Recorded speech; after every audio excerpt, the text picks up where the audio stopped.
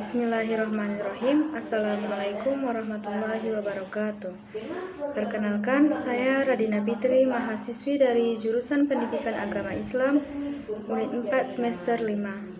Adapun di sini saya akan membuat video tentang Ikhwanul Muslimin. Adapun pada pembuatan video Ikhwanul Muslimin ini ialah terdapat poin-poin penting. Yang pertama ada sejarah pembentukan Ikhwanul Muslimin, yang kedua ada perkembangan atau pengaruh terhadap Muslim, yang ketiga ada ideologi Ikhwanul Muslimin, yang keempat ada politik Ikhwanul Muslimin, dan yang kelima ada apa saja partai Ikhwanul Muslimin di Indonesia. Baik, kita masuk pada poin yang pertama, yaitu tentang sejarah pembentukan Ikhwanul Muslimin.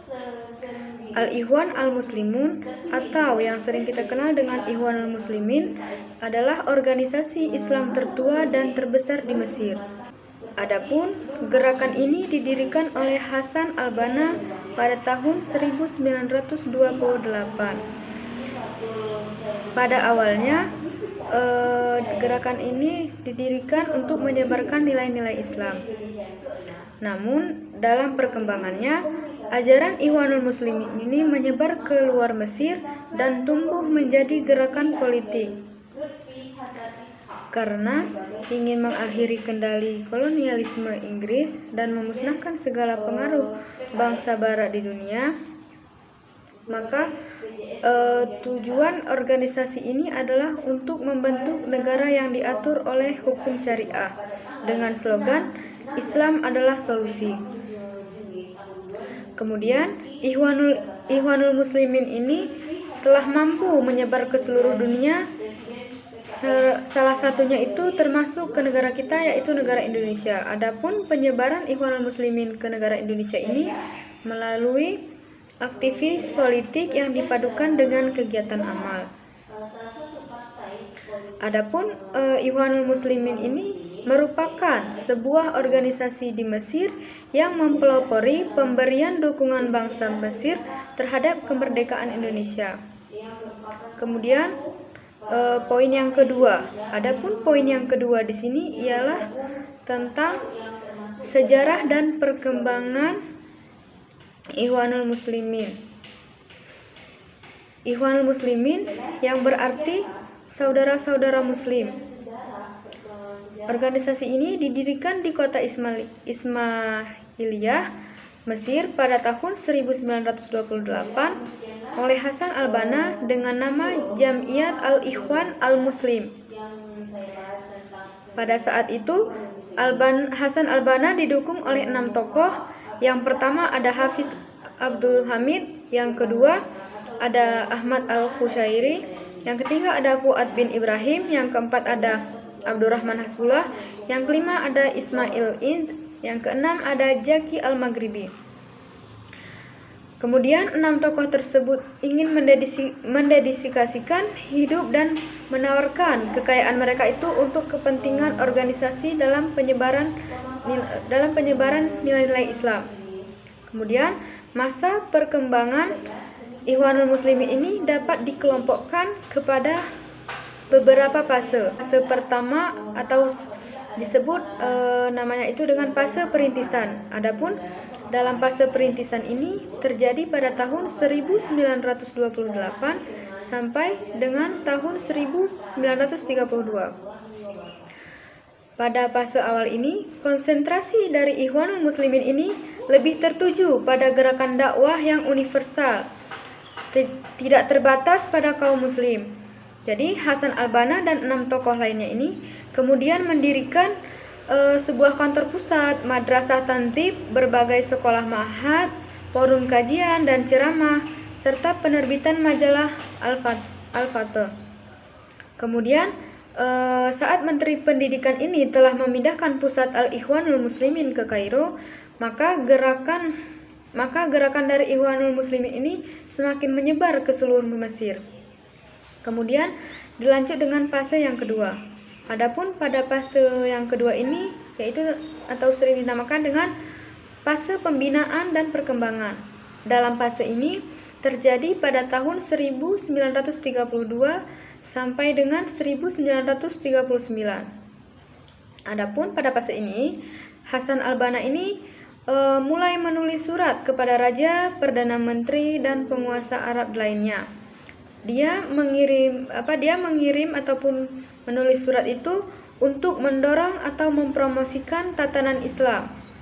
Kemudian, setelah 2 tahun berselang, ia kembali menyeru kepada raja untuk membubarkan partai-partai politik yang berada di Mesir yang dianggap korupsi dan berdampak dapat memecah belah negara.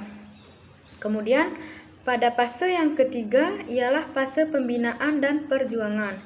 Adapun pada fase ini terjadi pada tahun 1939 sampai dengan 1952. Adapun pada fase ini Ikhwanul Muslimin itu memanfaatkan Perang Dunia II itu untuk mengokohkan usaha dan menyempurnakan kekuatan mereka. Termasuk turut serta dalam perang melawan Israel di Palestina pada tahun 1948. Kemudian, tak berselang lama, organisasi ini menjadi gerakan yang sangat fenomenal di kawasan Timur Tengah dan telah menyebar ke negara Suriah, Sudan, Yordania, Kuwait, serta beberapa negara lainnya. Para anggotanya aktif memasarkan ideologi Ikhwanul Muslimin kepada rekan, sejawat, kolega, saudara, bahkan pada orang yang baru dikenal. Kemudian, Ikhwanul Muslimin di Indonesia. Adapun Ikhwanul Muslimin ini masuk ke Indonesia itu melalui jamaah haji dan kaum pendatang Arab sekitar tahun 1930-an pada zaman kemerdekaan. Agus Salim ini pergi ke Mesir dan mencari dukungan kemerdekaan. Waktu itu, Agus Salim menyempatkan untuk bertemu kepada sejumlah delegasi Indonesia. Haji Agus Salim, Ketua Delegasi Republik Indonesia bersama Haji Rashidi, menyampaikan terima kasih bangsa Indonesia kepada Syekh Hasan al-Banna, Mursyid al-Ikhwan al-Muslimun, yang kuat sekali menyokong perjuangan kemerdekaan Indonesia. Kemudian, Ikhwanul Muslimin ini memang memiliki peran yang sangat penting dalam proses kemerdekaan Republik Indonesia. Kemudian, poin yang ketiga atau pembahasan yang ketiga yang akan dibahas ialah tentang ideologi Ikhwanul Muslimin. Ideologi dari Ikhwanul Muslimin itu yang pertama ada dakwah salafiyah atau yang disebut dengan dakwah salafi. Yang kedua ada Tariqah Sunniyah atau disebut jalan sunnah. Yang ketiga ada hakikat sufiyah atau disebut hakikat sufi. Yang keempat ada haiyah siyasiyah yaitu lembaga politik. Yang kelima ada jamaah riyadiyah atau disebut dengan kelompok olahraga. Kemudian yang keenam ada rabitah ilmiah tasakafiyah yaitu ikatan ilmiah berwawasan. Yang ketujuh ada syirkah iktisadiyah atau disebut dengan perserikatan ekonomi. Dan yang kedelapan ada fikrah ijtimaiyah atau pemikiran sosial. Kemudian poin yang keempat ialah arah politik Ikhwanul Muslimin. Adapun arah politik Ikhwanul Muslimin ini yang pertama itu ada politik fundamentalisme. Adapun politik fundamentalisme Islam ini yaitu sebuah gerakan yang menegaskan kembali kewajiban mendirikan negara Islam serta penolakan terhadap pengaruh budaya, politik, dan ekonomi Barat. Kemudian Ikhwanul Muslimin ini juga dinilai telah melakukan politisasi agama, sangat agresif terhadap non-Islam sekaligus umat yang mengadopsi gaya hidup Barat, melakukan praktek kekerasan dalam melaksanakan tujuan-tujuan politiknya. Kemudian mengkafirkan para penguasa dan melakukan praktek dinas rahasia dalam mencapai tujuan-tujuan politiknya. Maka dari itu persepsi politik fundamentalisme Ikhwanul Muslimin ini yaitu semakin diperkuat lagi dengan sebuah tindakannya yang nyata, yaitu aksi penggulingan terhadap kekuasaan monarki Mesir pro-Inggris pada tahun 1952. Kemudian tak cukup sampai di situ, Ikhwanul Muslimin ini dia juga pernah mengirim relawan jihad ke bumi Palestina itu pada tahun 1947. Dikirimkan ke bumi Palestina itu untuk membantu perjuangan rakyat Palestina melawan Zionisme Yahudi. Cap fundamentalisme juga sempat dialamatkan oleh rezim Gamal Abdul Nasir yang berkuasa saat itu, sehingga ia memasukkan Ikhwanul Muslimin itu sebagai organisasi terlarang.